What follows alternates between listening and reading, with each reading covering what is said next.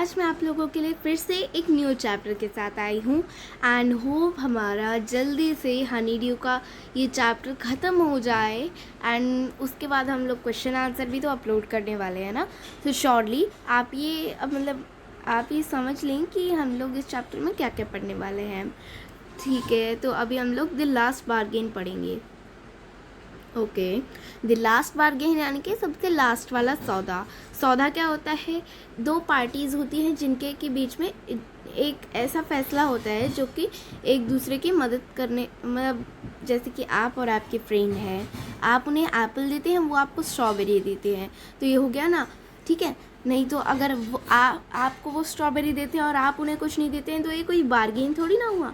But इसमें कुछ ऐसा होता है।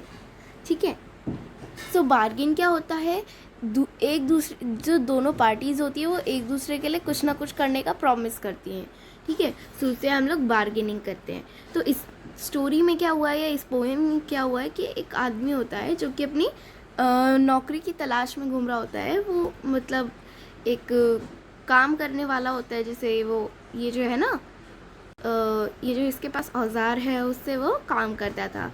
ठीक है, तो अभी हम लोग पढ़ते हैं कि इसमें हुआ क्या था असल में।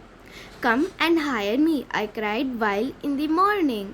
मतलब है कि मैंने पूरी गलियों में चिल्लाया कि आओ और मुझे बुलाओ, मैं तुम्हारे लिए काम करूँगा। I was walking on the stone paved road, यानी कि मैं जिस रोड पे पत्थर जड़े हुए थे यानी कि जो पथरीला रोड था उस पर मैं चल रहा था। Sword in hand the king came in his chariot क्या होता है? चैरेट होता है रथ, मतलब हाथ में तलवार लेके वो अपने रथ पे बैठ के आए और फिर नीचे उतर के मेरे हाथ में हाथ रखा और बोला, I will hire you with my power. मैं तुम्हें अपनी ताकत से हायर करूँगा, यानी कि तुम्हें बुलाऊँगा। पर मेरे लिए तो बट इस पावर काउंटेड फॉर नॉट, पर उसकी जो पावर थी यानी कि उसकी जो ताकत थी वो मेरे सामने कुछ भी नहीं थी। And he went away in chariot, और फिर वो वापस अपने रथ पे चले गए। In the heat of the mid day the houses stood with shut doors, यानी कि बहुत तेज़ की धूप खिल रही थी, मतलब पूरा लू जैसा मौसम हो रहा था, तो सबने अपने अपने खिड़की दरवाजे बंद कर रखे थे। I wandered along the crook lane, मतलब क्रुक्ड लेन यानी कि टेढ़ी मेढ़ी लेन पे मैं चल रहा था। ठीक है, an old man came out with his bag of gold. एक बूढ़ा इंसान आया अपने गोल्ड के बैग, मतलब उसका बैग जो था गोल्ड से भरा हुआ था, उसके साथ वो आया। ही पॉन्डर्ड एंड सैड, उसने उन्हें तोलना शुरू कर दिया, यानी कि उसने मुझे दिखाया, एक एक करके हाथ में छुप के दिखाया और फिर बोला, I hire you with my money, मैं तुम्हें अपने पैसे से बुलाऊंगा। He weigh his coin one by one, उसने एक एक करके अपने कॉइन्स को वेट किया, वेट यानी कि तोला। बट आई टर्नड अवे, पर मुझे अच्छा नहीं लगा, इसलिए मैं वापस आ गया। इट वॉज इवनिंग, अभी शाम का समय था। The garden hedge was all a flower, जो पूरा गार्डन था उसमें पूरे फ्लावर्स खिले हुए थे।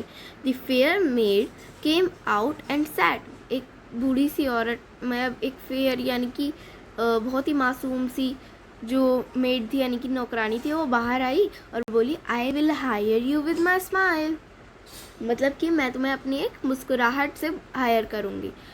Her smile पेल्ड and melted into tears, उसकी स्माइल जो थी धीरे धीरे, मतलब वो उसने देखा कि मैंने माना नहीं, तो फिर वो क्या हुई, उसकी जो खुशी थी वो सारी आंसुओं में बदल गई। And she went back alone into the dark, और वो वापस अंधेरे में कहीं गुम गई।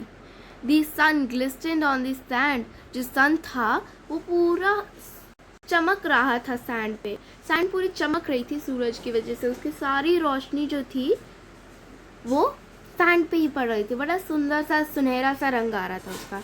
And the sea waves broke waywardly, मतलब कि है कि वो जो सी वेव्स थी वो भी अपना रास्ता बना रही थी। A child sat playing with shell, एक बच्चा जो था वो बैठ के शेल से खेल रहा था। ही रेज्ड हिज हेड, उसने अपना सर उठाया, and seem to know me and said, और ऐसे रिएक्ट किया जैसे वो मुझे जानता हो। I hire you with nothing, मैं तुम्हें किसी चीज़ से ना हायर नहीं करूँगा। From hence forward that bargain struck in child's play made me a free man. उसी समय से उस बार्गेन ने, यानी कि बच्चे की बार्गेन ने मुझे बहुत ही ज़्यादा खुश कर दिया। अब मैं आपको इसकी समरी बता देती हूँ, इसमें हुआ क्या था। सो जो पहले इंसान आता है तो वो पहले राजा से मिलता है, ठीक है। राजा क्या कह रहा था, मैं तुम्हें अपनी पावर से वो करना चाहता हूँ, अपना काम करवाना चाहता हूँ। तो ऐसे ही गुलाम थोड़ी ना बनना चाहता था, उसे कुछ चाहिए भी तो था ना। फिर क्या होता है कि वो जो आदमी आता है गोल्ड लेके, फिर वो कहता है कि मैं इस गोल्ड की वजह से किसी का गुलाम नहीं बन सकता, मैं एक फ्री इंसान रहना चाहता हूँ। और फिर तीसरी वो मेड आती है, मुस्कुराहट से करती है, और बेचारा मुस्कुराहट से करे क्या, फिर भी काम करना है उसे। पर